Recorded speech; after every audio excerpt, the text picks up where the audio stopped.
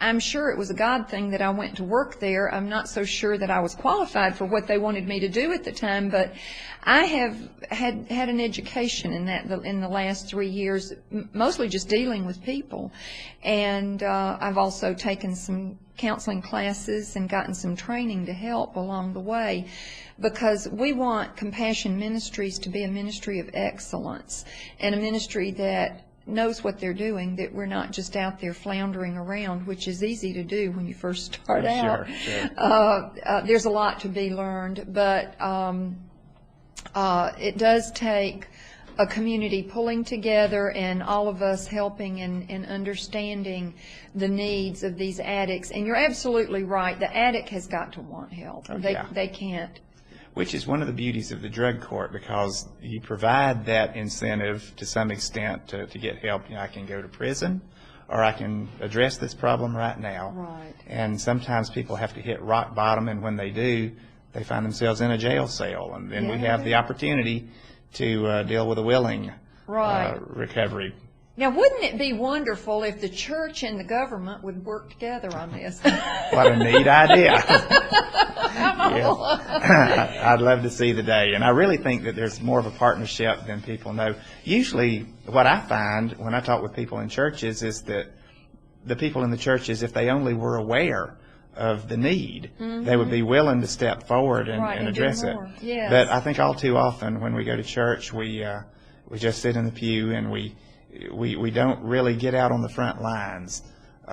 You're absolutely right. But if people will leave the comfort of their Sunday morning worship and the rest of the week look for ways to follow God's lead, there are going to be plenty of opportunities. And most of the people that I know in churches are altogether delighted to have a chance to serve if they just see how they can. And of course, dealing with this problem is an excellent way to start.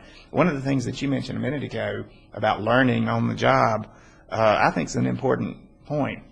If you sit around and wait till you're an expert on this, you'll never do anything. You won't. You'll never move forward. And you miss so many opportunities. Right. There is nobody who fully understands what needs to be done in a given situation. Each addict is different. Each set of circumstances is different, and you have to feel your way through it, and there's a lot of trial and error that goes into this process. But you're going to learn so much more on the job than you will sitting around reading in a book anyway. This is true. From my own experience, I can say that this is true.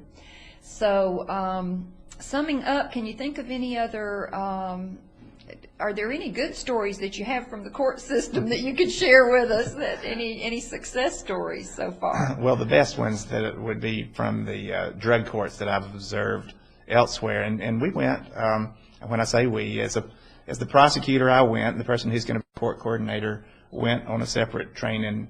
And the judge who's going to handle drug court is Judge Tommy Hankinson, and he went to special training out in Nevada on the drug court. And most of what I know about drug court I learned there, because we haven't got ours in operation yet. But they just told countless stories of people who had tried everything imaginable to overcome their addiction, but it was the daily diligence, the recognition that they were going to be accountable. If they took drugs, they were going to be caught, and there was no escaping the fact. That seems to work time and time again. Not every time, of course, but a significant number of times, at least half of the time. Oh, that's better than none, right? That's exactly right. Well, we would like to be a helping hand in any way we can in our community. Okay. Compassion Ministries wants to make a difference. Well, there are going to be plenty of opportunities. We're going to need treatment people for the drug court. We're going to need places where people can perform community service for the drug court. And I can think of no better way for an addict to do community service than with a counseling center. Oh, yeah. So. Yeah. Well, we have a lot to explore, I believe. I think so. And a lot to look forward to. Well, you being a district attorney, I have have had an interesting experience with a personal friend who used to live in this community and moved back to another state. And my friend, this was a strong Christian family, and their young daughter at about the age 15 got in with some wrong friends at school and began to experiment with some drugs. Then they moved back to the state that they came from, and she sought out the same type of friends because those patterns had already begun, and she became a meth addict. And she got in trouble with the federal court system. She was involved with some people when there was an armed robbery of a federal, I'm not really sure exactly what happened, but anyway, I know that there were weapons involved, and I know it was a federal case. And they were, my friend knew how to get a hold of God, and she was praying and interceding for her daughter. And in so doing, God showed her the outcome. She showed her that her daughter was going to be free one day. And lo and behold, the day came that she was just gloriously set free by the hand of God. And anyway, there were rumors going all around their community about what had happened to her and how she had changed, and it got back to the district attorney, and he called her up on the phone and said, I need to talk to you. I want you to come into my office. Well, she went in with her knees shaking because she didn't know why he was calling her in. And he said, I wanted to see you for myself. I wanted to see if the things I heard about you were true. And he was so impressed with the change in this young woman that he dropped the charges against her. And I particularly love that story because these are friends of mine that I love. And but it's a good story anyway, even if I didn't know them. But anyway, we want to thank you again for coming on the show, and I hope and pray that this is the beginning of a community relationship that our ministry will have with the Fayette County and the surrounding counties. Of course, we are in Fayette County here, to impact our community, and maybe we can do another show and we'll have all kinds of good stories to tell. That would be great. Well, of things that are coming up. We'd love to partner up with you, and any of your viewers who have any suggestions as to how they can help. The drug court's going to need lots of money, and so if people wanted to donate money, of course, if they've got little trinkets that can be given as rewards to the people, something as simple as a makeup kit or things of that nature. I know that one of the things that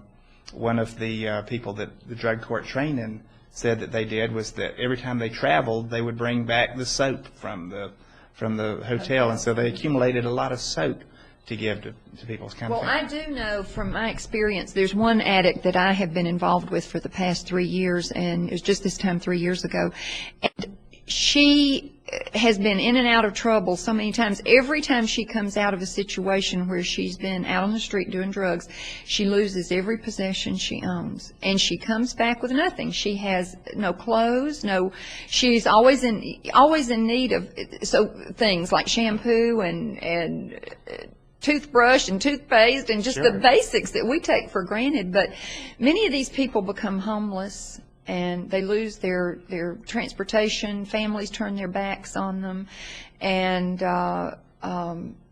there's always a need that can be met, and just about anybody would be able to do that.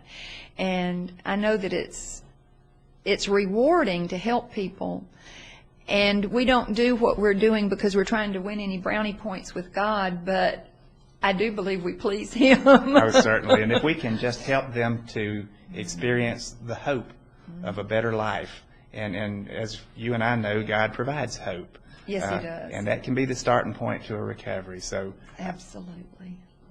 So we thank you for coming, and we ask you to call in if you have a prayer request, if you have a question, anything, a word of encouragement. We just want to hear from you. So thank you for tuning in today. Thank you, Scott Ballard, for coming and being on our show. Thank you for having me. And we just wish our best for you, and we are praying for our audience, those who tune in, that their needs will be supplied, and that they will have peace that passes understanding through Jesus Christ our Lord.